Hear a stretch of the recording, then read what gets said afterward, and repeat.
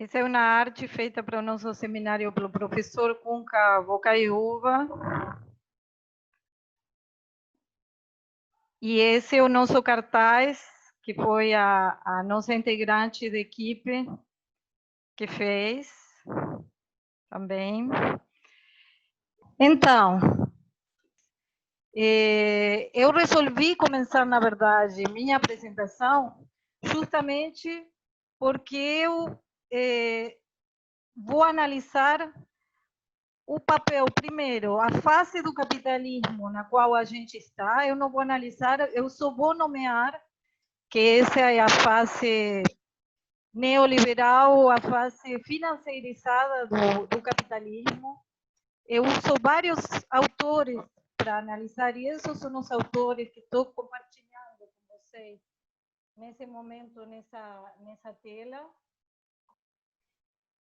E o papel dos trabalhadores no geral e dos trabalhadores informais particularmente. Então, nessa apresentação, eu vou tentar mostrar alguns dados que fazem a interseção entre os níveis de informalidade e os níveis de desigualdade, ao mesmo tempo no contexto da pandemia. Espero conseguir passar essas informações para vocês, para a gente conseguir depois debater em função de dados e dos teóricos e das teorias, e principalmente do que falam os trabalhadores, né? Porque realmente é a teoria da prática. E é isso que eu quis trazer para vocês. Então, eu acho que está muito claro, pelo menos nessa liderança, e está cada vez mais claro nos movimentos sociais, na sociedade, que há algo de muito errado nesse momento do capitalismo. Tá? Algo que os teóricos vêm trabalhando, vêm definindo como momento do capitalismo financeirizado, que pressupõe um capital do intangível que vai prevalecer sobre outras formas de capital, a geração de valor, ou seja, o dinheiro gera dinheiro, tá? Já não vai ser tão importante investir na matéria, investir na mão de obra, o dinheiro gera dinheiro, e depois esse capitalismo se vê reforçado ainda pela tecnologia, pelos elementos do conhecimento que estão detrás da tecnologia.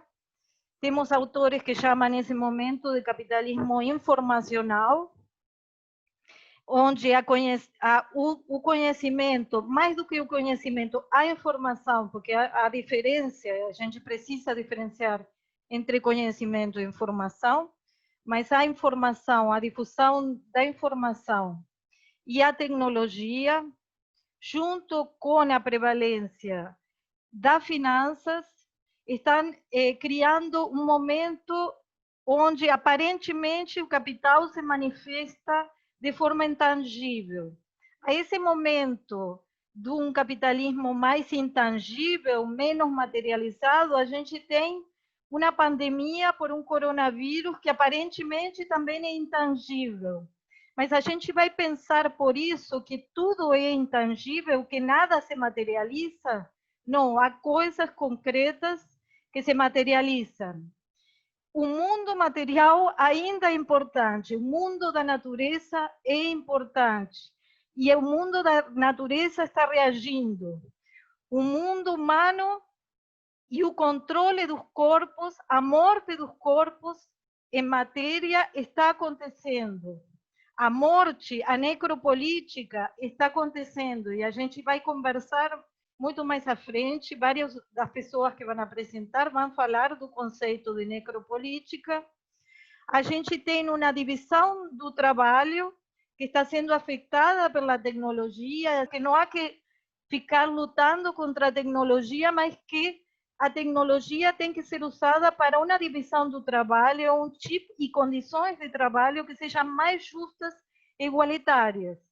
Então, não é uma questão de ficar só criticando a ferramenta, senão usar essa ferramenta para bem da humanidade, para melhorar o nosso sistema, no qual estão inseridos todos os problemas, né, como sistema que vivemos dentro da nossa sociedade. A desigualdade racial, estrutural, tem a ver com esse momento do capitalismo. A desigualdade de gênero, mesmo tanto a racial quanto a de gênero, sendo prévias ao capitalismo, elas contribuem e contribuem muito a essa acentuação do capitalismo. Então, alguns elementos nesse momento do capitalismo, como se pode pensar a ação coletiva, os movimentos sociais e a luta política. Então, os elementos tecnológicos vão ser importantes e eles devem ser e já estão sendo incorporados na luta política, nos movimentos, mas também a ocupação dos territórios, a ocupação dos espaços, o espaço concreto da cidade. Então, a gente vai ter falas que vão reforçar isso que eu estou dizendo. Eu estou fazendo uma introdução mais geral. E agora vou passar, falando em territórios, a elementos concretos, falando de vírus, de aquilo que aparentemente é intangível, mas também de corpos que estão sendo mortos e que estão sendo mortos também não só a partir da pandemia, sino, como diz o Paulo, a partir do que a gente chama de pandemônio, ou seja, de uma política feita especificamente sem se importar e até podemos dizer com um objetivo de genocídio. A gente tem que pensar alguns termos que foram usados previamente em outros momentos e trazê-los e reinterpretar essa realidade que a gente está vivendo para poder compreendê-la. Nesse sentido, eu peguei alguns dados, temos os óbitos totais no Brasil pela Covid. O Brasil está atrás dos Estados Unidos, ou seja, Estados Unidos está em primeiro lugar em infecções e mortes. O Brasil vem atrás. Estados Unidos e Brasil representam, pelo menos até faz pouco tempo, representavam um terço das mortes por coronavírus no mundo. Então, são dois exemplos, né, a não serem seguidos, dois exemplos de políticas a não serem seguidas. O Rio de Janeiro, o estado do Rio de Janeiro, já tem 11.474 óbitos e uma taxa de letalidade de 8,7%, enquanto o Brasil está com uma taxa de letalidade de 4%. Mas quando a gente observa especificamente nas favelas, e esse é um levantamento do portal Voz das Comunidades, a gente vê que a taxa de letalidade, só pegando esse caso das 25 favelas, é bem maior, é quase o dobro da taxa de letalidade da cidade do Rio de Janeiro. A gente tem que lembrar que no Rio de Janeiro temos mais de 700 favelas. Então, aqui só estamos pegando 25, temos o caso de 25. Para o resto das favelas, a gente não tem dados, tá? A gente não tem dados. Isso é um problema, assim como também a gente, o Ministério da Saúde, né, que a gente está sem ministro, ou existe um militar que está interinamente no Ministério, a gente deixou de ter informações sobre a raça, etnia dos mortos por Covid. Ontem eu entrei aqui. O governo federal deixou de informar os dados de mortos por sexo, idade e raça em maio. Mas, até lá, morriam mais homens do que mulheres, mais sexagenários e septuagenários por idade, e a mesma proporção de negros e brancos, mas em 29% dos casos das vítimas, a raça, a cor era ignorada. Isso no Brasil como um todo. Agora, eu queria compartilhar esse gráfico com vocês, porque ele está mostrando aqui, no município do Rio de Janeiro, que sim, o município continua monitorando a questão raça-cor, mas de forma muito imprecisa, como vocês podem ver. No caso dos óbitos por Covid-19, até ontem, esse é o último boletim do Rio de Janeiro, e a gente tem que brancos é 28%, pardos e pretos, entre pardos e pretos, a gente já tem mais do que óbitos de brancos, mas ainda a gente tem um 49% da população que morreu por Covid no Rio de Janeiro, cuja cor não está identificada. Tá? Então, eu queria chamar especialmente para atenção para os problemas que a gente está tendo com a geração de informações que permitam ter uma visão clara e elaborar políticas públicas a partir delas, frente ao que está acontecendo. Eu tentei fazer uma evolução histórica da informalidade. A informalidade, a linha azul, é um proxy de informalidade que eu fiz a partir dos dados do IBGE, das PNADES, que é a minha fonte. Então, a gente tem, na linha azul, que é a informalidade desde os anos 90, a partir do ano 98, começa a cair. Começa a cair. Como vocês podem ver. Aqui eu localizei, para esses períodos, os governos que a gente tinha aqui no Brasil. Tá? Então, para a gente localizar também o tipo de políticas diferenciadas que havia nesses momentos. Então, a gente tem uma queda desde 98 em diante, que chega ao seu ponto culminante em 2014, e a partir desse momento começa novamente uma elevação da informalidade. Aqui o governo Bolsonaro, aqui o governo Temer, Dilma. Esse gráfico aqui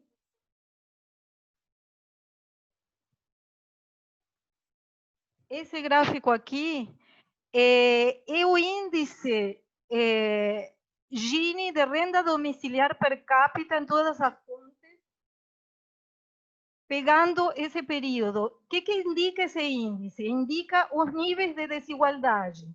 Quanto mais próximo do valor 1, o índice, mais próximo de termos uma situação de que um indivíduo só vai possuir a renda de toda a sociedade. Quanto mais próximo de 0, seria a situação também ideal de que a renda estaria distribuída entre todos os indivíduos da sociedade. Geralmente, esse índice se movimenta entre valor 0 e 1, e a gente tem aqui no Brasil, desde os anos 90, e a gente vê uma queda, né, de 0,6, né, uma queda que continua até o ano 2015, e agora, a partir de 2015 em diante, a gente tem um aumento dessa desigualdade, dessa concentração de renda. Aqui, esse gráfico, eu tentei estabelecer uma relação entre desigualdade e informalidade. E o que define essa relação é esse coeficiente. Esse coeficiente, quanto mais alto for esse coeficiente, maior vai ser a relação entre desigualdade e informalidade. O que quer dizer? que quanto mais desigualdade, mais informalidade. É algo que parece óbvio, mas não é tão fácil da gente medir e provar e mostrar a partir dos números. Então, esse foi um pouco o esforço do ponto de vista quantitativo que eu tentei fazer para trazer as informações para cá. Eu vou passar a palavra ao Emerson e ao Diego, que eles vão falar pelo movimento Ocupa Tijuca e a partir da experiência que eles estão tendo nas favelas da Grande Tijuca, especificamente no Salgueiro. Então, muito obrigada. Pronto. Então, gente, boa tarde a todos. Eu sou Diego, eu sou professor da rede estadual, né, da FATEC, sou professor de História. Sou do Ocupa Tijuca. O Ocupa Tijuca é um movimento social que surgiu ano passado. Eu vou falar um pouco mais dele mais à frente.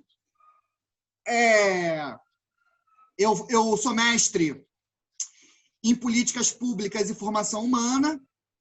Eu fiz uma pesquisa sobre as ocupações de escolas, né, em 2016. E eu trouxe um pouco dessa experiência dos alunos. Eu trouxe a experiência dos alunos ocupantes, né, para dentro do Ocupa Tijuca, né, junto com o resto do coletivo, as outras contribuições das pessoas, né? Então tá, gente. O nome do nosso trabalho é o Centenário do Salgueiro e as Novíssimas Marcas da Pandemia, né? Eu e o Emerson fazemos parte desse grupo de estudos e nós tivemos contato com o texto do Boaventura de Souza Santos, A Cruel Pedagogia do Vírus, que trata da conjuntura, né, desse momento de pandemia que nós vivemos. E aí, o Boaventura, ele fala que a pandemia, nenhuma quarentena é indiscriminada, né? Ela atinge de formas diferentes grupos sociais, né, e classes sociais diferentes, de maneiras diferentes, né? E, com certeza, a gente sabe que os menos favorecidos são aqueles que são mais atingidos pelos efeitos da crise, seja na questão das mortes, né, pelo vírus, como a Patrícia já mostrou, seja pela questão econômica, né? Então, assim, o Boaventura destaca, né, como os principais afetados pela pandemia. Em primeiro lugar, os moradores de favela, né? Segundo os dados da ONU, 1,5 mil milhões de pessoas não têm habitação adequada e 25% da população mundial vive em bairros informais, sem infraestrutura nem saneamento básico, sem acesso a serviços públicos, com escassez de água e eletricidade, vivem em espaços exíguos onde se aglomeram famílias numerosas, né? No Brasil, a situação não é diferente. Segundo o IBGE, em 2014, cerca de 15% dos domicílios não eram atendidos pelas redes de abastecimento de água e somente 57% eram atendidos pelas redes gerais de esgoto. Na favela da Rocinha do Rio de Janeiro, o percentual de casas com mais de 2 pessoas por quarto, né, é de 38%, segundo o jornal Brasil de Fato. Então, assim, o Boaventura faz uma pergunta, né? Poderão os moradores das favelas cumprir as regras de prevenção da OMS? Então, essas regras todas, elas parecem ter sido feitas, né, por uma situação equilibrada, socialmente equilibrada, mas ela não funciona, né, para os moradores de favela, né, que precisam, que moram em casas super apertadas, umas coladas com as outras, né, com muita gente, sem as condições mínimas de higiene. Então, né, em primeiro lugar, os moradores de favela. Em segundo lugar, né, não hierarquicamente, né, mas pela exposição do nosso trabalho, as mulheres, né? Com a pandemia, houve um aumento de 50% das denúncias de violência doméstica aqui no Brasil, né? E aí a gente acaba percebendo, né, que os principais algozes das mulheres estão dentro de casa mesmo, né? E, além disso, existe uma quantidade enorme de mães solteiras, né, de pais que abandonam as suas famílias, e essas mães são as únicas responsáveis pela renda da família, e isso a situação fica pior ainda, no sentido de que muitas dessas mães são trabalhadoras informais, né? E aí é o terceiro grupo mais atingido, né? Por essa pandemia, que são os trabalhadores informais, né? 50% dos trabalhadores na América Latina são informais. No Brasil, isso corresponde a 40%. São os primeiros a serem demitidos e não têm condições de trabalhar em casa como alguns setores de classe média, da classe alta, podem, né? Então, arriscam as suas vidas ao saírem para o trabalho e, ao chegarem em casa, arriscam a vida de suas famílias, né? Sua família. E, por fim, né? Em quarto ponto, são os trabalhadores de rua, que foram mais prejudicados ainda, né? Porque a circulação nas ruas diminuiu e aí eles não têm como vender os seus produtos. Quinto lugar, os deficientes, que sofrem de capacitismo, né? Que é a falta de reconhecimento das necessidades especiais e que já vivem, em muitos casos, em quarentena permanente e dependem de outras pessoas que violem a quarentena para poder auxiliá-los, né? E aí a situação deles fica pior ainda, né, nesse momento. E, por fim, os idosos, né? Que ou são abandonados em casas de repouso ou asilos e, nesse momento, passam a não receber tantas visitas, né? Ficam esquecidos. E, por outro lado, muitas vezes, são esses idosos que são responsáveis por manter a família quando os pais são demitidos, né? Quando a renda familiar cai, e aí esses idosos acabam, né, assumindo a responsabilidade da família. E também, às vezes, nessa flexibilização, né, os pais vão trabalhar, a escola não está funcionando, e aí são os idosos que são os responsáveis por cuidar dos filhos, né? Então, esse é o panorama que o Boaventura de Souza Santos traz para a gente. E aí o Emerson vai falar um pouco agora dessa situação lá no Morro do Salgueiro. Então, eu mais uma vez quero aproveitar agora que está sendo registrado e parabenizar a tia Dorinha, matriarca do Caxambu do Salgueiro, pelos seus 89 anos, né, que comemora hoje, esse 14 de julho. E, através dela, eu quero parabenizar cada morador e morador do Morro do Salgueiro, lutadores e resilientes, frente a muito tempo de descaso do Estado. Agradeço também à professora Patrícia essa oportunidade de troca e fala, né, por essa brilhante condução no seu grupo de estudos e as interseções que vem fazendo, né, junto à academia e esse espaço de favela. E falar da ancestralidade do Salgueiro, gente, pede muito respeito e cuidado, né? Um dos primeiros líderes comunitários que a gente tem notícia aqui na cidade é Antenor Gargalhada, que foi presidente de uma das 3 primeiras escolas que depois formaram acadêmicos do Salgueiro, Azul e Branco.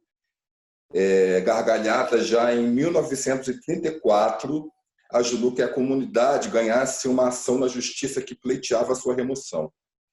Então, já é muito antiga as lutas que o nosso povo salgueirense vem perpetrando aí contra descasos e omissões. E assim, a gente no Salgueiro, a gente atesta a forma desumana e desrespeitosa que foram tratados os profissionais de saúde, principalmente no que vimos nas equipes da saúde da família. Antes da pandemia, já sofriam com atrasos nos salários, o que levou a muitos se demitirem para poder arcar com seus custos, com seus gastos. Situação apenas agravada, né, nesse momento da pandemia, no qual eles deviam ser mais bem remunerados e com EPIs que pudessem realmente resguardá-los das questões de infecção. Mas a gente quer pontuar que a primeira remessa de máscaras de pano que foram doadas foram entregues diretamente à equipe do posto Heitor Beltrão. E aproveito para citar ainda, em relação a esses profissionais de saúde, que mesmo com toda essa dificuldade, né, desse período, eles conseguiram fazer uma campanha de vacinação contra H1N1 no quantitativo de quase 100 idosos lá no Morro. E o que nós queremos sinalizar aqui, gente, é realmente que essa pandemia é nova, né? E talvez traga alguns aspectos, algumas marcas de uma coisa que não nos é comum, mas que para nós, povo das favelas, é realmente um pandemônio, como já foi dito antes, né? Que só fez se agravar. Aí eu quero que pensem as senhoras e os senhores a respeito de uma senhora, por exemplo, de 89 anos, cabelos branquinhos, contrastando com o pretume da sua cor, que todos os dias, gente, levava para um neto que tratou como filho, já que cuidou dele desde seus 6 meses de vida e que estava impedido de subir o morro por questões que talvez não caiba nem mencionar aqui, mas ela tinha que descer o morro e levar marmitas para esse neto, né? E esse neto adicto, e que nessa situação realmente se agravou porque ela teve que, mesmo de bengala e paramentada de máscara, teve que descer o morro para levar marmita para ele. E ele, uma tentativa que ela fez antes de puro descaso do Estado, não conseguiu alocá-lo numa instituição pública que lhe desse realmente guarida, que lhe desse cuidado, né? E que eu realmente acompanhei esse processo e vi que ela realmente não foi feliz, e ele, da maconha que fumava para algumas outras coisas, acabou se perdendo com o crack. E aí, essa senhora, na verdade, que poderia se contaminar, sabemos que ainda que não se contaminou, assim como muitos dos moradores do Salgueiro, felizmente, mas que ficou à mercê aí dessa infecção e de toda essa problemática. Trazemos informações também de uma outra senhora, essa de 79 anos, nascida e criada também no Morro e com muitas comorbidades, e inclusive deveriam afastá-la aí dos riscos, né, da Covid.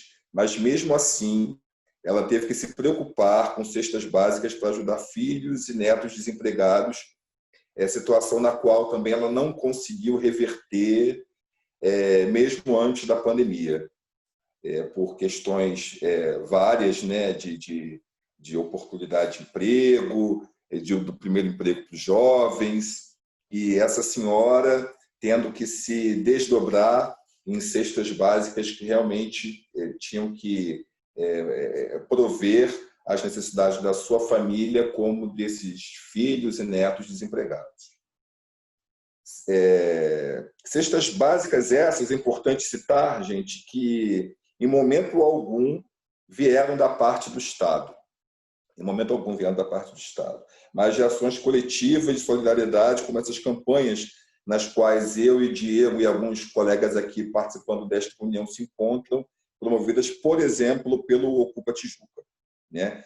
Cesta básica essa que já não ajudaria muito uma terceira senhora que eu quero mencionar aqui, também bastante longeva, já quase octogenária também, mas que acamada devido a várias comorbidades que vinham se agravando ao longo de alguns meses, alguns anos para cá, sem a devida atenção do Estado também, e que não pode preparar a sua alimentação com as cestas básicas que recebe.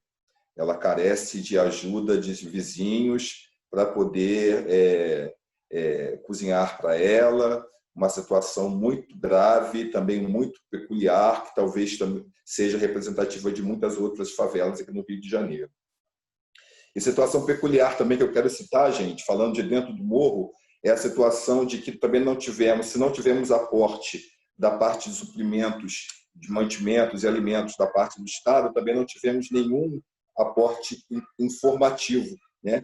Já desde o início da crise, da pandemia, que pudesse dar parte às questões de asepsia necessárias aos nossos moradores, né?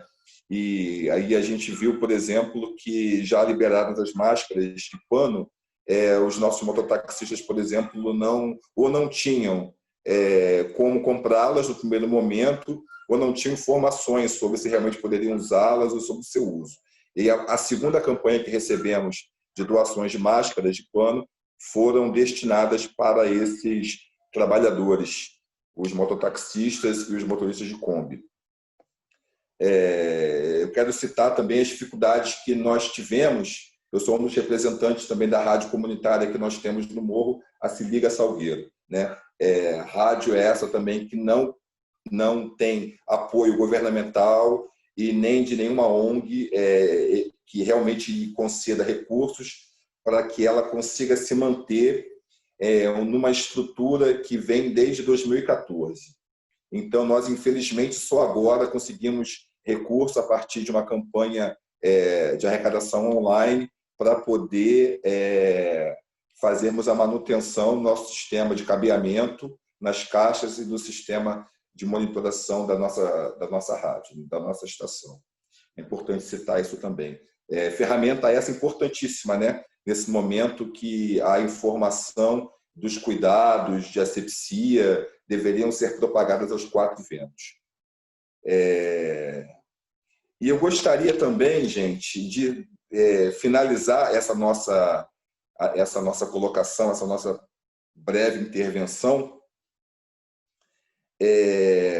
com uma situação também bastante frágil da parte dos cuidados, né, que vem do Estado, né? Em relação aos confrontos armados, né, policiais, porque a 11ª OPP local que nos atende, inaugurada em 2010, com promessas que fosse a política pública da parte de segurança pública do Estado fluminense, que traria a reboque as políticas sociais também consigo, e levassem a devida dignidade ao morador para que ele se sentisse incluído e efetivamente pertencente à cidade, mas nesse período nada disso aconteceu. Não foram poucas as situações de confronto armado, né?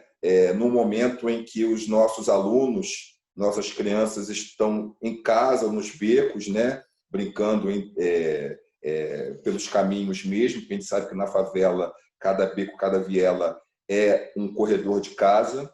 A gente sabe que neste período aí da pandemia, muitas favelas sofreram por abusos e violência da parte da polícia. E dizer, gente, que apesar de todas essas dificuldades, dessas fragilidades aí que a gente se encontra, que a gente fala centenário do Morro do Salgueiro, mas talvez o Salgueiro seja muito mais anterior a 100 anos, né? Já que a nossa ancestral matriarca, ela, com a idade que tem, relata que aprendeu a dançar o caxambu no chão de terra pisada no Morro do Salgueiro, com seus avós. Talvez o Salgueiro seja muito mais ancestral, que dá conta esse centenário que está registrado em alguns livros, em alguns artigos, né? Mas que bons sinais nesse momento são realmente as resiliências que a comunidade tem em relação, por exemplo, a um grupo que eu faço questão de citar também, que é Mulheres que Acontecem, um grupo de mulheres que foi levado aí por uma das moradoras, que é a Beth Lopes, e que ajudou muito, vem ajudando muito na distribuição de cestas e de máscaras também para a comunidade. Dizer que a nossa rádio ela voltou, está em teste, está em uso, está propagando as informações de alerta contra o Covid, e que somos polo de resistência, sim, resistência e perseverança, e que nosso Caxambu do Salgueiro aguarda o momento efetivo para poder terminar essa pandemia e podermos girar a nossa roda, né? Para que a nossa biblioteca comunitária, Jurema Batista, também dentro do nosso morro, e que também não recebe nenhum aporte financeiro de nenhuma instância do governo, seja ele federal, estadual ou municipal, para que ela reabra suas portas para as oficinas para as crianças e adolescentes do Morro. As imagens todas que foram que se apresentaram aqui em slideshow são todas representativas de campanhas que foram feitas no Morro, né?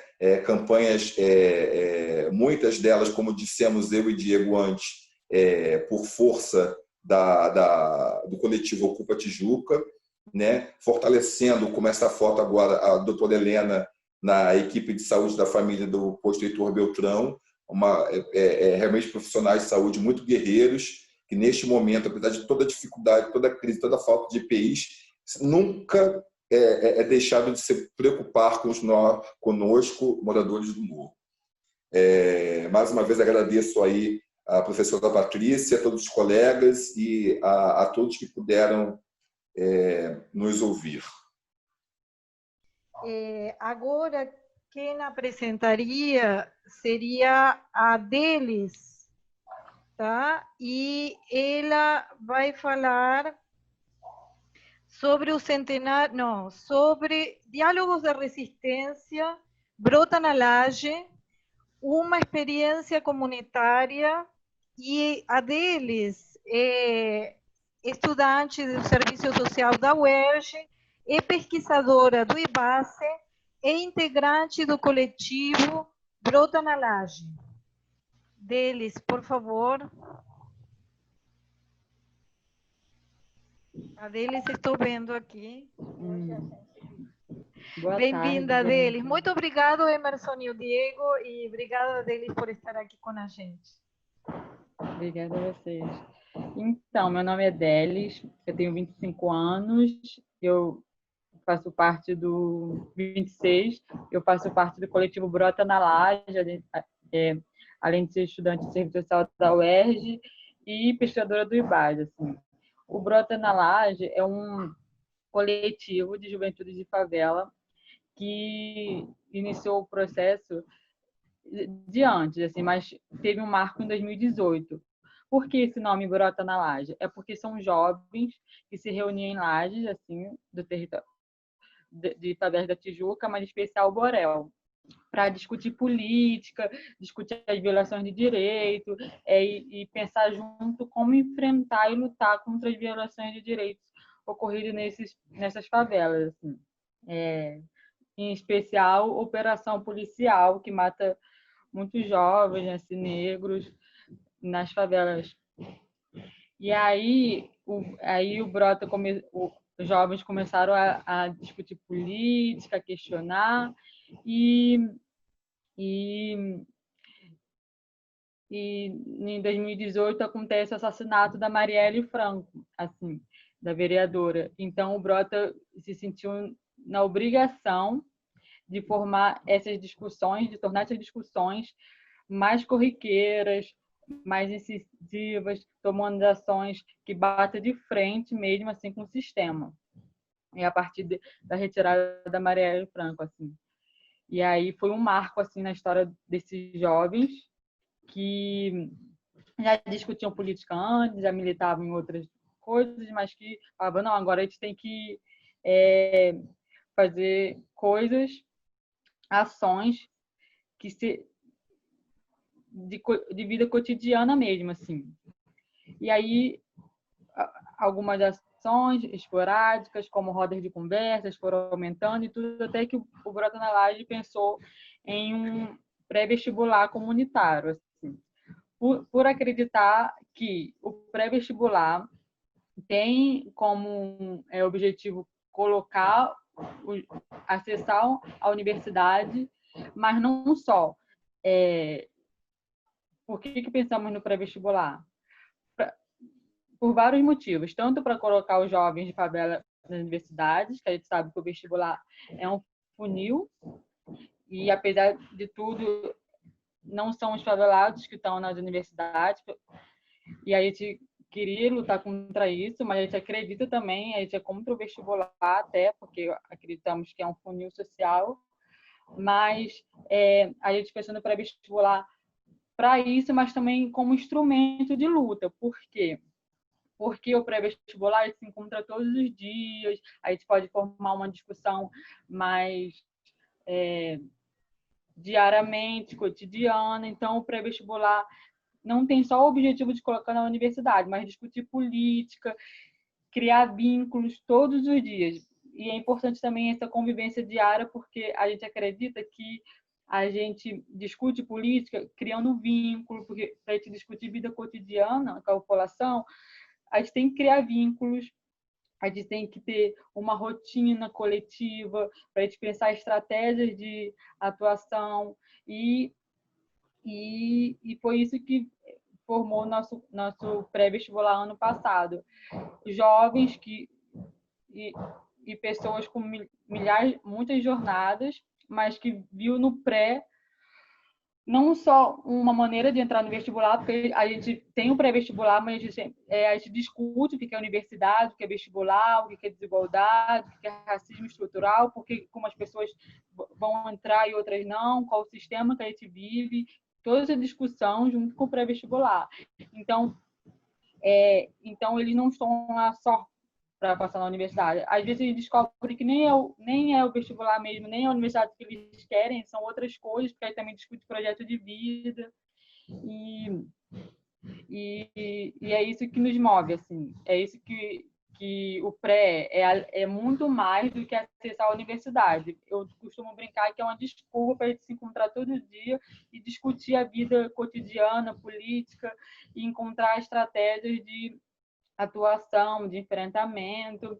E fora do pré-vestibular, a gente também tem outras ações, como rolês de direitos, que são acessar a cidade dentro do pré e fora também, porque os alunos do pré não são só alunos do pré, formam todas as outras atividades, são convidados e constroem outras atividades do coletivo, que são rolês de direito, que é discutir os direitos pela cidade, acessando a cidade, que também é negada para a gente, assim, os espaços públicos.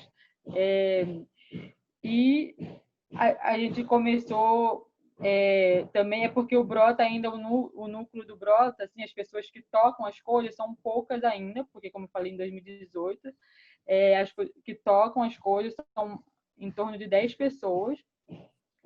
Então, a gente queria fazer muito mais aqui, cada um tem sua vida, assim, também. E a gente tentou uma parceria com a Formiga, na Horta Verde, que, inclusive, um dos alunos é liderança na Formiga, que passou para a história na UERJ, que é o André. E a gente vai tentando fazer essas parcerias e criando esse vínculo, essas redes, com as outras lideranças também das favelas ao redor aqui. Então, esse ano a gente começou com 50 alunos, 70, com 70 alunos no pré, mas aí veio a pandemia e a gente tentou ter uma conexão, como é que eu posso dizer? A gente tentou continuar virtualmente, mas a gente percebeu que não é a nossa realidade, não o que leva todo mundo, e todos os dias, ou não, dia sim, dia não, dependendo da rotina das pessoas, mas quererem ir para o pré é a convivência presencial, é a criação de vínculo, e pela internet e online, isso é muito difícil, assim, até para a gente, que estamos também coordenando muito cansados, assim, com tudo.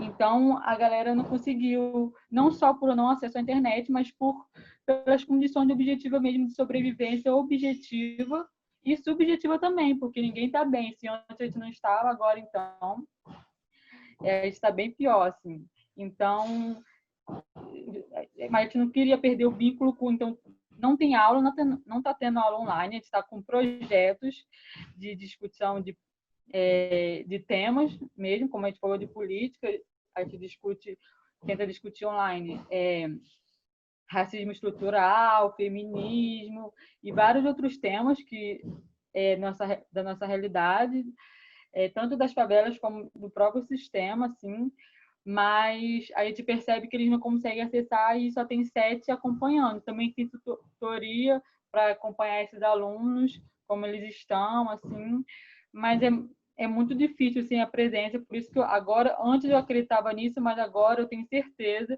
que a criação de vínculo é essencial em qualquer luta, assim, em qualquer espaço que almeja assim, a transformação da realidade. Assim. Agora quem vai fazer a apresentação é Sabrina Souza, é estudante do curso de Relações Internacionais da UFRJ. Ela é assistente de pesquisa do meu grupo de pesquisa. A gente está trabalhando juntas há bastante tempo e ela vai fazer a apresentação que se intitula Representações Culturais em Favelas e a Pandemia por Covid-19. Então, Sabrina, por favor. Sabrina também fez o cartaz de divulgação do evento, programa.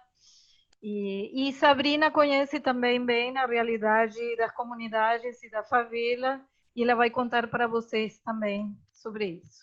Obrigada, Sabrina, por tudo. Obrigada, Patrícia. Você está conseguindo ver o meu slide direitinho? Sim, acho Sim? que todo mundo consegue ver, né? Ok, Sim. caso tenha algum problema, pode me avisar. Tá. Mas, boa tarde, gente. Como a Patrícia falou, eu sou a Sabrina, sou do curso de Relações Internacionais e faço parte também do grupo de EPSOC, estou trabalhando com a Patrícia. E hoje eu vou falar um pouco sobre representações culturais e um pouquinho também sobre a pandemia da Covid-19. Bom, para começar um pouco a dividir a minha apresentação em algumas partes, né? Eu vou mostrar alguns depoimentos que eu tenho, né, de pessoas que vivem em comunidade falando sobre a questão da pandemia. Então, a gente vai começar um pouquinho com a questão da pandemia em si. Depois eu vou falar um pouco da cultura como uma luta política, né? E vou usar os referenciais teóricos do Stuart Hall e do Homi Bhabha, né? Identidade cultural da pós-modernidade e o local da cultura. Vou falar um pouco de alguns ritmos musicais, né, que acho que é importante para trazer essa discussão de representações culturais no Brasil. Falar um pouco de apropriação cultural também e trazer algumas reflexões pós-pandemia, né? Então, como que a cultura pode ajudar? Bom, eu conheço, sim, a realidade das favelas e eu acho que para a gente falar desses territórios, a gente tem que dar voz a essas pessoas. Então, eu peguei alguns depoimentos informais de alguns amigos, alguns conhecidos que eu tenho, tanto em comunidades do Rio, como em comunidades de São Paulo, né, que eu sou de São Paulo. E, bem, eles me falaram coisas que a mídia já mostra bastante, só que eu acho importante pontuar algumas coisas. Então, alguns comentários como, é mais fácil falar sobre a não quarentena do que sobre a quarentena, ou seja, né, a praticamente não existência de uma quarentena nesses territórios, né. Muitos estabelecimentos estão voltando ao normal. Há a presença de festas clandestinas e bailes funk em algumas comunidades, sim. Gente, só para deixar claro que eu vou falar do Rio de Janeiro e de São Paulo, porque são os meus referenciais. A pandemia não inibe mais a saída das pessoas, né? Então as pessoas estão saindo sem máscara, estão entrando nos estabelecimentos sem máscara, e também a falta de presença do poder público nas regiões faveladas. E eu queria chamar um pouco a atenção nesse último ponto, né? A gente sabe que a população preta, a população favelada, é a população que é mais atingida pela pandemia, né? Porque a gente já tem uma carência de serviços estruturais do poder público dentro desses territórios. E agora, com a pandemia, isso só ficou mais evidenciado, isso só veio mais à tona e deixou tudo claro. E aí, uma coisa que foi até falada anteriormente, né, principalmente pelo Emerson e pelo Diego, a questão da solidariedade, né? As pessoas viram a necessidade de se unirem, viram a necessidade de se solidarizarem uns com os outros. Então, as pessoas, elas estão resistindo, né? E essa é a palavra que eu queria focar, resistência, né? Porque quando a gente fala de favela, a gente fala de Brasil, a gente fala de cultura, a gente também está falando de resistência, porque a cultura também é resistência. Então, para falar disso, eu acho que é muito importante a gente também voltar um pouquinho às nossas origens, né? a gente tem que voltar um pouquinho das nossas origens, as nossas origens negras, né? Então, a gente tem que lembrar do fato de que o Brasil foi o país que mais traficou escravos no mundo. A gente trouxe 4 milhões de pessoas para esse país. E essas pessoas, elas não vieram só com os corpos delas, né? Elas vieram com a sua cultura, elas vieram com as suas músicas, com a sua religião, com as suas, né, os seus referenciais de moda, com a sua culinária, com a sua música, né, com seus rituais, a sua tradição. Então, é muito importante a gente olhar para essa cultura ancestral, porque essa cultura ancestral também faz parte do que a gente é hoje, né? E aí, eu peguei uma referência, né, do Homi Bhabha, que é um estudioso muito importante dos assuntos pós-coloniais, e ele fala no livro O Local da Cultura, ele fala que a cultura é um palco de disputas e de conflitos, né, no que tange as relações de poder e dominação, e a cultura como resistência, como um terreno de luta de povos e comunidades que usam da sua ancestralidade, então das suas tradições, dos seus referenciais, né, de tudo aquilo que eles conhecem, para resistir ao processo de dominação e para existir, né? Então, a cultura também é utilizada para luta. A cultura é um ato político, né? E aí, complementando com um trecho do Stuart Hall, né, no livro Identidade Cultural da Pós-Modernidade, ele fala que o essencial em uma definição de cultura popular, cultura do povo, uma cultura da favela, são as relações que colocam a cultura popular em uma tensão contínua com a cultura dominante. E aqui a gente já começa a falar um pouco de cultura hegemônica, de hegemonia, de relações de poder, né? Falando um pouquinho também do Aníbal Quijano. E quando a gente fala de cultura no Brasil, cultura musical, que é o que eu vou focar aqui, perdão, não tinha falado antes, mas quando a gente fala de cultura e de música no Brasil, a gente vê alguns ritmos muito fortes. E eu achei importante destacar esses 4: o funk, o samba, o hip hop e o rap. Bom, quando a gente pega o funk é um gênero musical, né, que foi criado por negros nos Estados Unidos, mais ou menos na década de 1960, e ele tem influências de outros ritmos negros que estavam fazendo sucesso na época, né, o blues, o gospel, o jazz e o soul. E o funk, ele sofreu muitas transformações, né, e ele sofre transformações até hoje. O funk, né, aqui no Brasil, ele tem diversas ramificações e ele se transforma até hoje. A gente tem várias variedades de funk. A gente tem funk ostentação, a gente tem diversos tipos de funk. No Brasil, o funk chegou em meados da década de 70 e ele mudou bastante, né? Então a gente tem lá no começo DJ Malboro, Tati Quebra Barraco, a gente tem Bonde do Tigrão. Hoje em dia a gente tem a Anitta, né? Que é um funk mais pop, mas é um funk. E aí o que acontece? Quanto mais o funk, né? Quanto mais o funk ele se esforça para fazer parte, para ocupar outros espaços, né? Mais globalizado ele fica, mais distante ele fica das suas origens periféricas, das suas origens negras. Porque o funk, assim como esses outros gêneros musicais, ele sofreu muito preconceito por conta das suas origens negras e por conta das suas origens periféricas, né? Quando a gente fala de samba, o samba no Brasil está oficialmente em 1916, né? E tem influências do coco, que é um tipo de dança de roda, do batuque africano e do balaio indígena. Então a gente tem diversas misturas, né, para formar o que a gente chama de samba.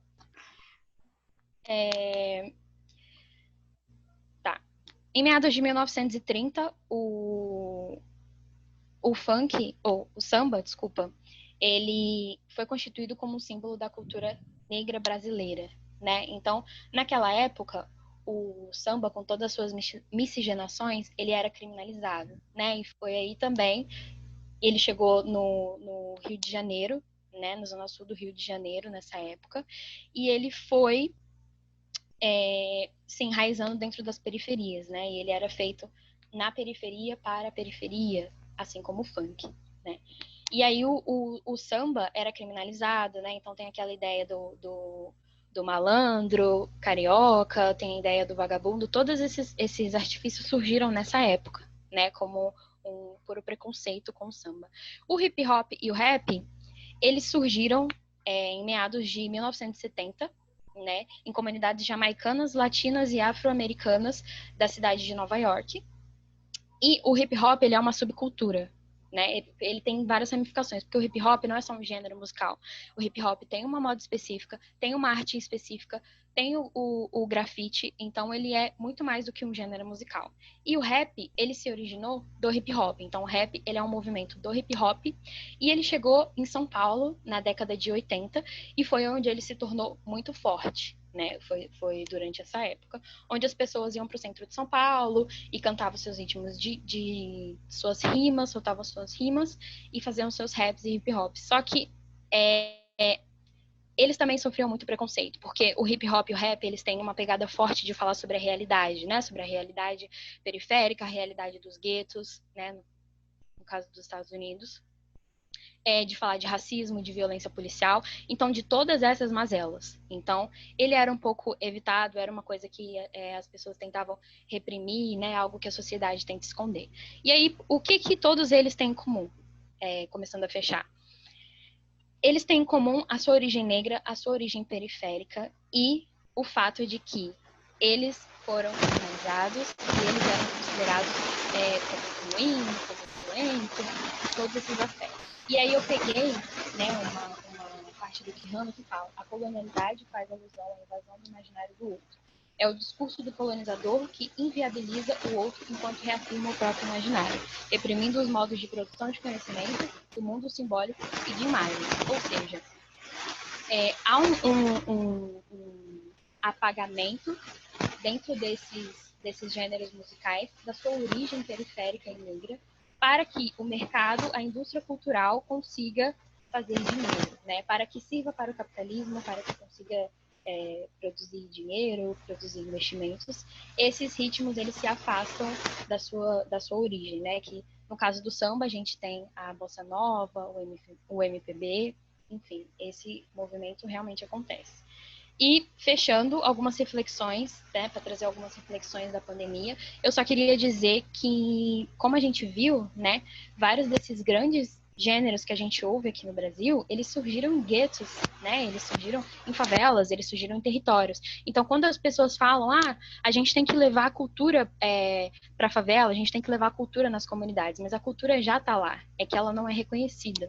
Então, a gente tem que estimular a criação dessas oportunidades, porque esses compositores, esses músicos, eles também são indivíduos, né, que fazem o exercício da sua cidadania, né? Eles são agentes políticos e são eles que sabem da condição deles, são eles que podem articular com o poder público para saber o que é necessário ou não, né? Então, bom, acho que eu já estou estourando meu tempo.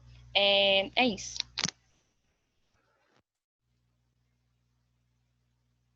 Obrigada, Sabrina. Agora a gente vai ter a apresentação do Jonas Lunardon. O Jonas é doutorando em ciência política na Universidade Federal do Rio Grande do Sul, mas ele está vindo junto com a comunidade com a qual ele está trabalhando em Porto Alegre, então vai ser uma apresentação conjunta, trazendo a realidade das comunidades atualmente hoje em Porto Alegre. Bom, então eu sou o Jonas, como a Patrícia apresentou, eu estou aqui com a Mara Nunes, que é a líder comunitária da Vila Planetário, presidente da ONG Misturaí, que é um projeto que já existe há uns 2, 3 anos, mas que está tendo um papel bem grande aqui, bem importante em Porto Alegre, no combate à pandemia.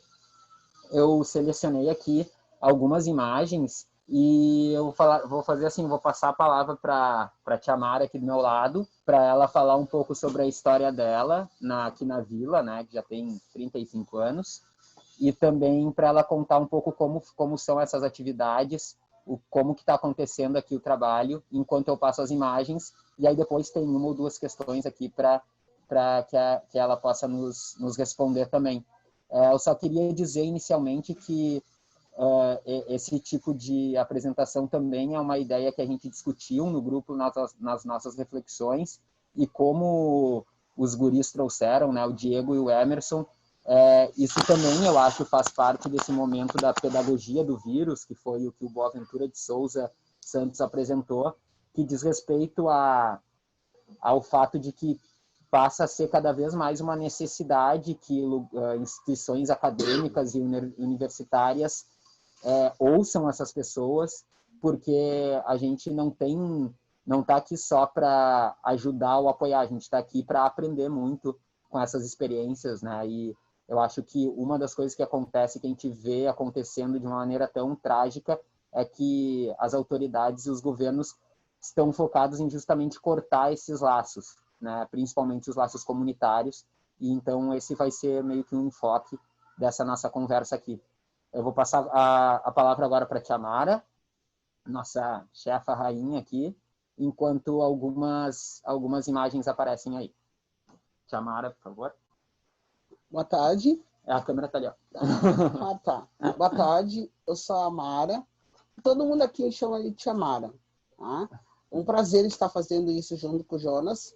Estou aprendendo agora como se faz, porque eu não sabia, né? Vindo de uma comunidade dentro da Vila Planetário, né? Estou fazendo um trabalho maravilhoso, que é servir as outras pessoas. Porque antes eu tinha que conseguir o meu sustento através de outras pessoas. Hoje eu estou podendo ajudar outras pessoas a se alimentar. Dentro do Amparaí, que faz parte da nossa ONG, a ONG Misturaí, que inclusive o Jonas é o voluntário que faz trabalho aqui com nós. Eu já moro aqui há uns 35 anos dentro da Vila Planetário, tá? A gente é mais ou menos 700 pessoas que moram. Parece uma comunidade muito pequena, mas não é. A gente mora num bairro central de Porto Alegre, um bairro que temos tudo e ao mesmo tempo não temos nada, porque como o Jonas falou, a gente acaba sendo esquecido lá. A gente que tem que correr atrás das coisas que a gente quer, os ideais que a gente quer. Então, a gente acaba sendo esquecido. A gente tem que estar sempre brigando com o governo para a gente poder ser lembrado e ouvir a gente, e também fazer que as coisas cheguem na gente. O trabalho que eu estou fazendo hoje, para mim, passou a ser um trabalho maravilhoso, porque uma coisa é eu estar do lado de lá e outra coisa ter o pessoal para o lado de cá. Então, agora eu estou unindo os dois mundos. Por isso é a Misturaí, porque eu estou juntando as pessoas pobres com as pessoas que têm condições, e isso deu certo, porque um está ajudando o outro. E eu aprendi que eu posso viver nesses dois mundos fazendo o meu trabalho. Então, eu morando 35 anos dentro da Vila Planetária, já passei por tudo que eu podia ter passado, tá? E aí aparece a ONG Misturaí. A ONG Misturaí apareceu numa época que as nossas crianças, tendo muitas crianças, não estavam sendo assistidas por ninguém. Tá? Nós só temos uma creche aqui dentro da vila, que assiste as crianças de 0 a 6 anos, mas fora isso, nós não tinha mais nada. E aí, de repente, apareceu alguém Misturaí. 3 anos, a gente está tendo aqui essa assistência com as pessoas de dentro da vila. O nosso trabalho era fazer assistência só para o pessoal da vila, com alimentação, com jogos, com, assim, em essa escola a gente atendia 3 vezes na semana com alimentação. 3 vezes na semana. Quando as crianças não estavam no colégio, estavam aqui dentro, tendo assistência de reforço escolar, assistência para a saúde, e a gente estava trazendo muitas pessoas para dar assistência para eles. Só que aí apareceu a pandemia, foi bem na época que nós estávamos se erguendo, estava conseguindo buscar, não com o governo, mas sim os voluntários começaram a vir nos auxiliar muito. E a gente estava se erguendo. E aí apareceu a pandemia. O mentor da Misturaí teve a ideia de nós fazer o Amparaí. O que é o Amparaí? O Amparaí é um projeto para dar assistência para as pessoas de rua. Era para ser só para as pessoas de rua. Aí o que aconteceu? Junto com isso, veio a ideia também de entrar nas vilas. O que nós fazemos nas vilas? Nós vamos lá na vila, agora nós estamos com uma vila, que é a Ilha do Pavão. Chegamos lá, era uma associação que não tinha nada, inclusive não estava nem funcionando porque a estrutura era precária, e as mulheres de lá, que também são mulheres, não sabiam para onde começar, estavam sem assistência. E aí chegou eu, junto com as minhas outras colegas, mais os voluntários, dando estrutura para elas começar. Qual a estrutura? Arrumando a associação delas, que estava caindo, nós ensinando para elas, elas vieram aqui, viram como é que nós fazemos nosso trabalho, que dentro da vila, dentro da associação delas lá, não tinha a estrutura que nós temos aqui. Nós temos uma estrutura maravilhosa. Então, nós não fazemos só o trabalho para fora, nós fazemos para dentro da Vila Planetário também. O que nós fazemos para a Vila Planetário? Como a ONG fica dentro da Vila Planetário, nós assistimos a vila assim. Nas quinta-feiras, a gente faz um trabalho maravilhoso, que ia fazendo o próprio pão, as meninas de dentro da vila, as mulheres, né, que estavam lá nas suas casas paradas, sem saber o que fazer, às vezes sem estímulo de nada, às vezes até, né, pensando, agora o que eu vou fazer da minha vida? Chegou a pandemia, não vou conseguir trabalho, não vou conseguir dinheiro. Hoje elas têm esse tempo próprio, porque dentro da Misturaí existe esse projeto também de levantar a autoestima das mulheres, das mães, e até das meninas que estão lá paradas. Então, nessa quinta-feira, surgiu a ideia, vamos fazer pão voltado para a vila. Hoje nós fabricamos aqui dentro da Misturaí 400 pães nas quinta-feira. Nos sábados, a gente faz o almoço social. O que é o almoço social? Como nós servimos o pessoal de rua, né, com as marmitex à noite, sai 600 por noite, quase isso. Aí mais, e nós levamos nas vilas também a marmitex para alimentar aquelas pessoas que às vezes têm a casa, mas não tem gás para cozinhar, a gente também leva para eles. Então, nosso almoço social é voltado para a Vila Planetário e nós fizemos esse almoço nos sábados. Alimentamos uma base de 400 pessoas. E nós trouxemos esse pessoal lá da vila, da Ilha do Pavão, que eram 4 mulheres, para elas verem como é que faz. O porquê? Porque a gente também quer ensinar para outras vilas, as outras associações, outras ONG, então não precisa ficar com os braços cruzados, porque agora chegou a pandemia e a gente está sem saber o que fazer. Eu, com 62 anos, também estava parado na minha casa, sem fazer nada, achando, bom, agora eu vou ficar dentro da minha casa, porque eu tenho que me cuidar, porque eu estou alto risco, mas não, eu pensei, eu vou fazer alguma coisa, e aqui estou. E também tentando ensinar para as outras mulheres, para as outras pessoas, que a gente não precisa ficar parado. A gente pode buscar, não precisa esperar pelo governo. O governo fazer alguma coisa. A gente, por si próprio, pode buscar muitas coisas para a gente. Então, a gente está fazendo esse trabalho maravilhoso em outras vilas, está podendo ensinar elas se mover sozinhas, sem precisar estar indo só atrás do governo, esperar pelos outros, mas sim buscando os voluntários, que é o que aconteceu aqui com nós, de trazer os voluntários para dentro da ONG Misturaí. Graças a Deus, hoje, a Misturaí pode-se dizer que dentro de Porto Alegre, eu nem sei dentro do Rio Grande do Sul, mas é uma das ONGs que mais está chamando a atenção, porque a gente já teve reportagens maravilhosas na TV, né, e jornais e tudo, então a gente cresceu muito. E a gente está podendo se expandir e ensinar para outras pessoas. E o meu trabalho, eu comecei como auxiliar, depois fui convidada para ser coordenadora, hoje eu sou a presidente dentro da Misturaí, fazendo meu trabalho maravilhoso, e sinto muito honrada por ser uma mulher com 62 anos, negra, fazendo esse trabalho e representando a minha comunidade.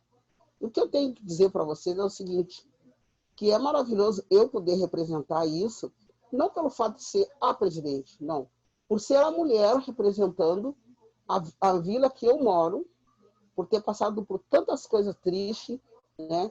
E hoje eu podendo representar a minha vila.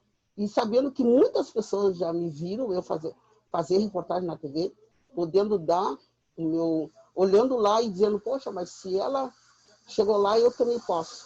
Né? E eu me sinto honrada. Inclusive, a gente está aqui hoje, podendo fazer isso com o Jonas, porque o Jonas ele também está fazendo um trabalho maravilhoso. Ele é um dos meninos que está indo lá na Ilha do Pavão, e em outras vilas também, dando assistência para muita gente, incentivando as pessoas que não podem, não precisam esperar pelo governo, qualquer outra pessoa, a gente tem que buscar isso. E isso é maravilhoso, eu poder fazer isso, e hoje estou aqui falando para vocês.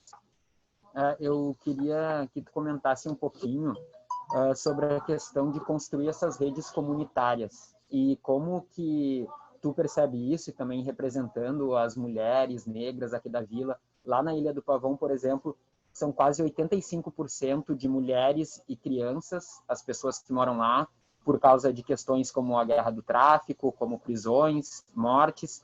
E eu queria que tu falasse um pouco como é que tu percebe a importância dessa construção dessas redes comunitárias, que é uma coisa que talvez tenha começado a surgir agora, né? Uma coisa que até pouco tempo atrás a gente não conseguia organizar direito, mas que aqui a Misturaí centralizou e conseguiu se expandir, né? Eu só queria dizer que algumas das fotos que foram mostradas, as imagens, são das enchentes que aconteceram pelos ciclones que houve aqui no Rio Grande do Sul nas últimas 2 semanas, e lá na Ilha do Pavão, né?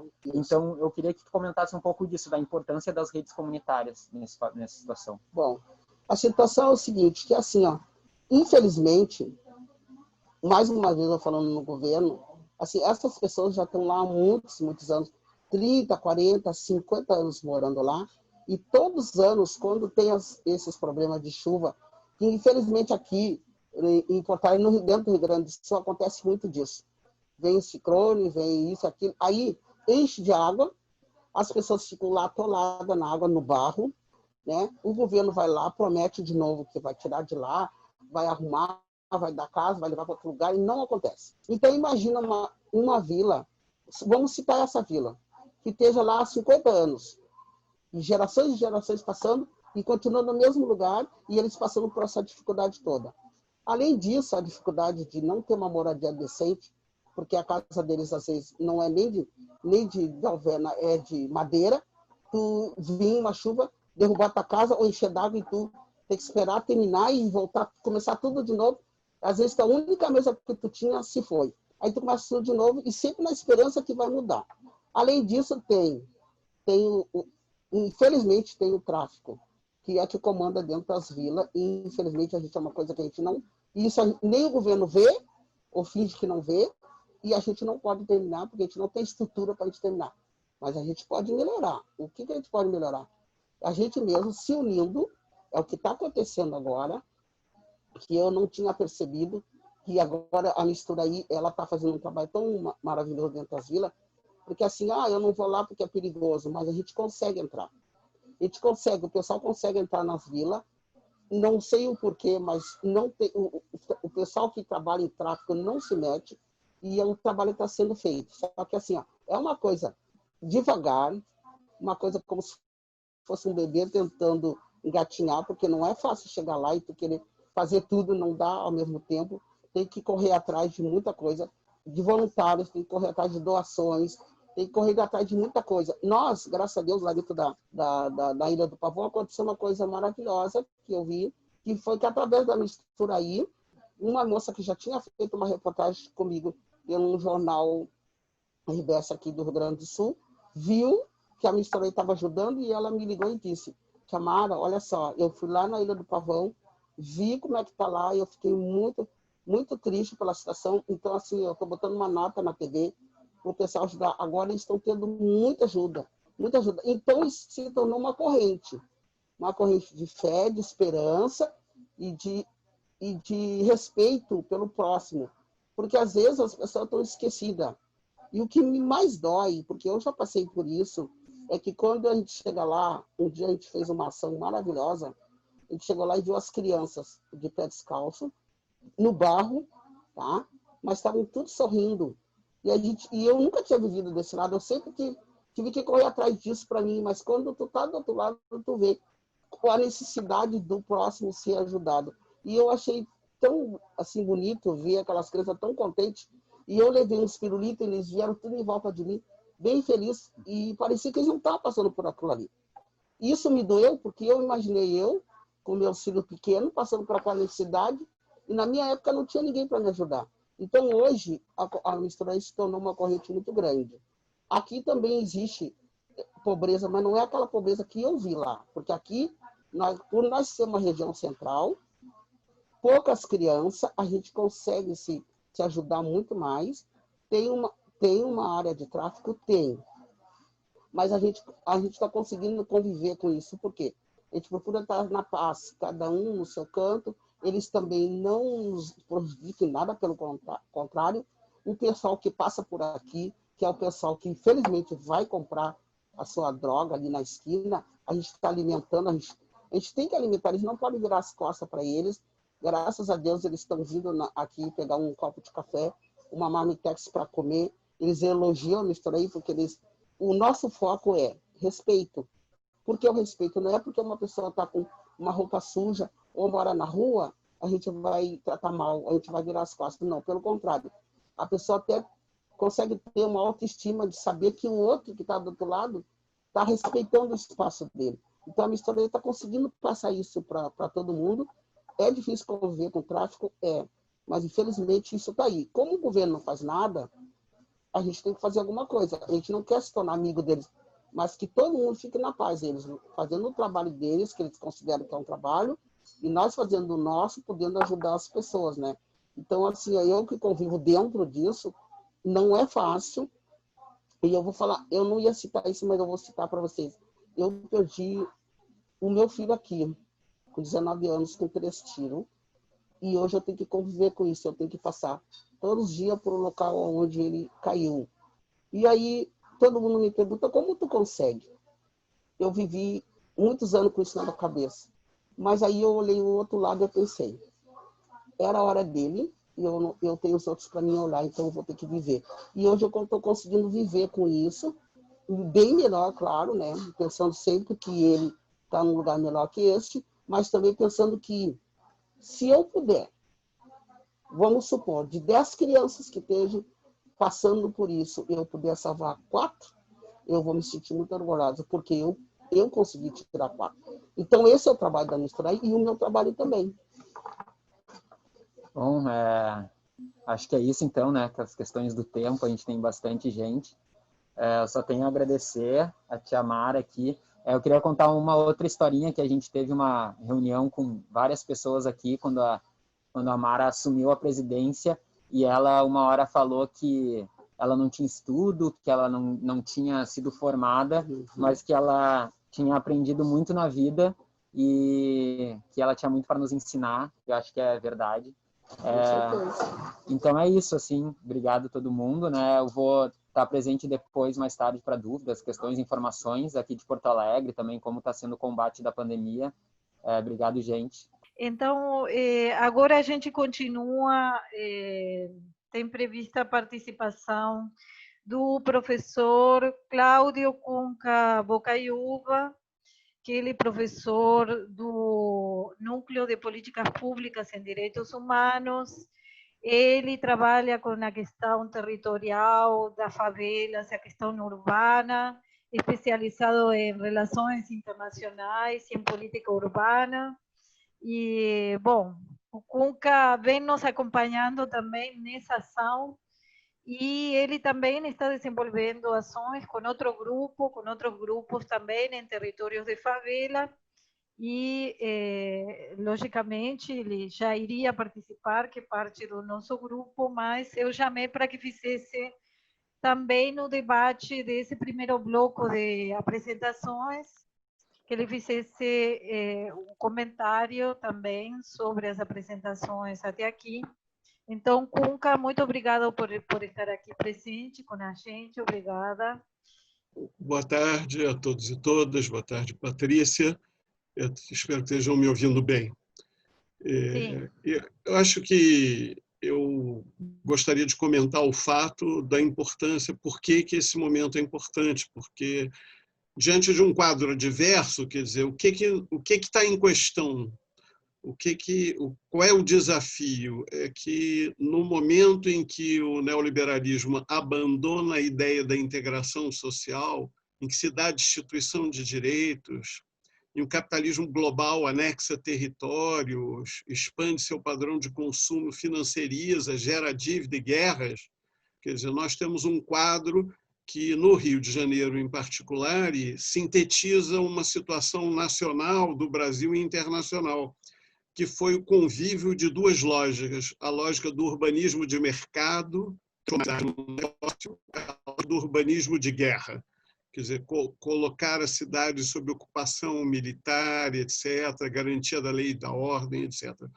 Então, o Rio de Janeiro se constituiu numa espécie de laboratório nacional de um país que teve uma brutal intensidade de urbanização e teve uma característica histórica permanente, que o processo de exclusão, o processo de segregação, o processo que produziu informalidade, gerou e produziu, paradoxalmente, um território que se organiza.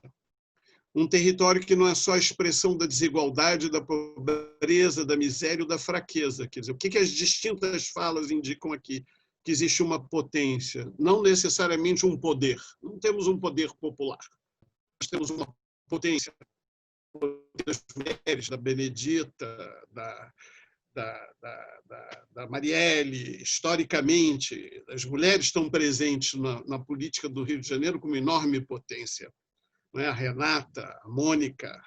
Está presente no Rio de Janeiro uma potência produtiva do território que constrói soluções habitacionais, que constrói a própria casa, que constrói as próprias condições de moradia. Está presente uma resistência enorme que produziu, forçou a ter CIEP, forçou a pôr o negro na universidade, forçou e abriu as comportas das políticas de cota, da presença e da manifestação de força. Está presente na cultura, historicamente, da pequena África, do samba, etc., do que foi dito aqui.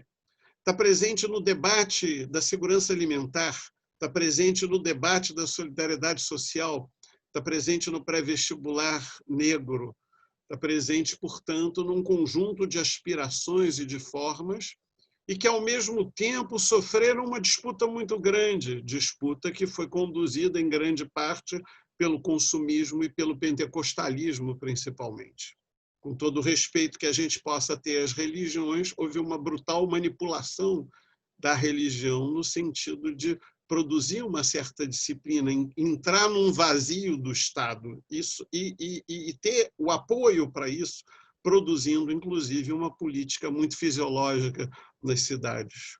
Nesse momento da pandemia, a gente, então, encontrou um cenário com um governo municipal. No Rio de Janeiro é a concentração nacional de um exemplo da situação do Brasil, porque aqui é o território das milícias, aqui é de onde vem e se organiza a família Bolsonaro, aqui é onde se organiza grande parte das lideranças e do alto comando militar que estão, e dos militares que estão ocupando cargos de governo, aqui é onde se organiza a experiência de desgaste da corruptibilidade dos governos clássicos do Centrão, o senhor Cunha, o senhor Cabral, etc. E, portanto, o desgaste, a crise de representação.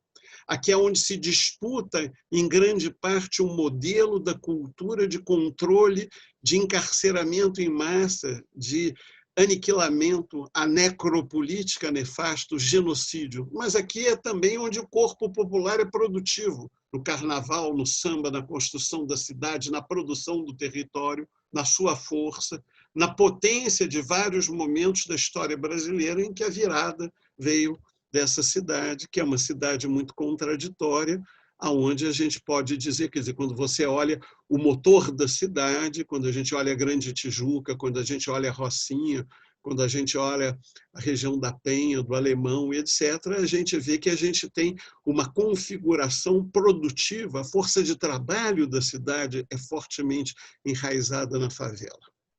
Então, nós estamos vivendo e nós vivemos o fato de que, de alguma maneira, a favela tem centralidade. Uma das características é que o gueto nunca se impôs, apesar das soluções tipo Cidade de Deus ou Vila Kennedy, etc., das soluções dos conjuntos, da segregação, das remoções, etc., em grande parte a cidade resistiu. Hoje a gente chama de ocupar Tijuca, né? Ocupar a Tijuca. A gente está falando da tradição do Salgueiro e da resistência. A gente está falando da presença do corpo feminino popular e da experiência no Borel e em outros lugares de jovens. Então, quer dizer, no exemplo da Grande Tijuca, nós temos um microcosmo molecular de resistências que foram chamadas pelo Emerson de resiliência, não é?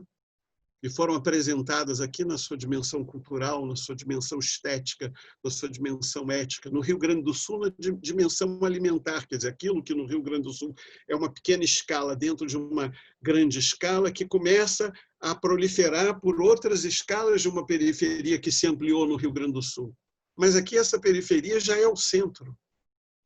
Aqui essa periferia já é a potência da cidade. É óbvio que quando vem a pandemia, a gente está sempre diante de um conjunto de desafios. As vantagens da proximidade se tornam os problemas do isolamento. Então, nós começamos a lidar, nós temos que lidar com a problemática negligenciada do saneamento, com a problemática dramática do transporte, com a destruição do ensino público, do projeto dos CIEPs, com todo o enfrentamento e denegação do papel produtivo da cadeia cultural do samba, da música, do entretenimento, com toda a apropriação, por exemplo, o Rock in Rio pode se apropriar do funk, do hip hop, etc. Mas pode até juntar a Isa com Elza Soares, mostrando essa potência, não é isso? Essa potência nova, feminina, popular, produtiva, não é? A mesma que na Bahia vem com Carlinhos Brown, vem com o maior intelectual articulador da cultura no Brasil, historicamente, que foi o Gil, que não à toa passou pelo Rio de Janeiro, inclusive pela prisão no governo militar, mas que, de alguma maneira, produziu e articulou a ideia da cultura como força produtiva, como força intelectual, como força moral, que exatamente está fazendo parte dessa resistência no momento em que o conhecimento, a ciência e a saúde coletiva são negligenciados. E, nesse momento, a favela não negligencia, ela vai lá e diz, não, eu preciso que a atenção básica, que a atenção primária, que a saúde da família se articulem no território com assistência social, com a produção de quentinhas, com a articulação e atendimento das pessoas, com o fato de que o isolamento sem renda básica, o isolamento sem políticas públicas pode ser um extermínio.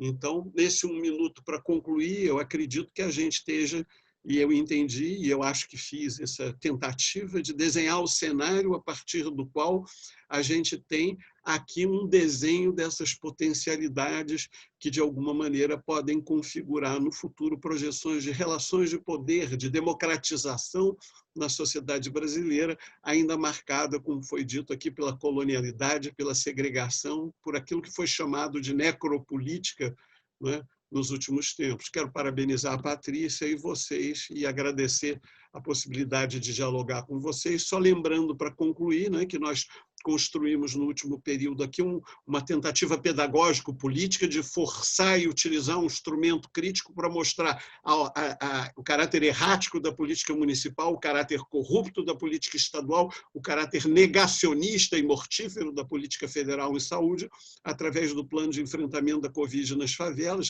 e a força organizativa dos movimentos sociais conseguiu pautar, como no Comitê Popular do Rio de Janeiro, conseguiu pautar a centralidade da favela e a necessidade de produzir, inclusive, a informação que foi negligenciada no Rio de Janeiro, onde sequer teve um gabinete de crise, sequer foi constituído, evidentemente, um corpo científico. Mas aqui, com a universidade, com a Fiocruz, com os movimentos sociais, com o movimento negro, com o movimento de mulheres, etc., tem tentado, de alguma maneira, uma estratégica do Brasil muito grave, porque nós vivemos uma situação dos piores fascismos, das piores ameaças que pairam no Brasil, mas nesse momento é uma recomposição de forças que exigirá toda uma reconstrução disso, que passa pela centralidade da favela, que passa pela centralidade do corpo feminino, que passa pela potência do movimento negro e passa pela necessidade de uma outra visualização do direito à cidade, como a que a gente começa a construir nessa conversa. Obrigado. Muito obrigada, Conca. Muito obrigada, excelente. Todas as apresentações maravilhosas, eu só tenho a agradecer aqui, né? E tudo, reflexões intelectuais, as apresentações das vivências, e principalmente do movimento de solidariedade.